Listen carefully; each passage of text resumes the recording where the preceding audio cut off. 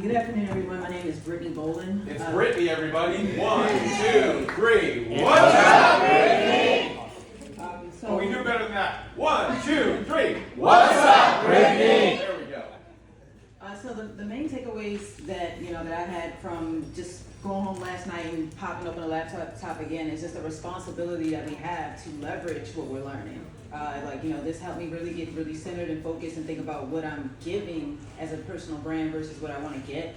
And that had me re-talking to ChatGPT again, wait a minute, let me put something in here that's just a little bit more valuable, a little bit more impactful.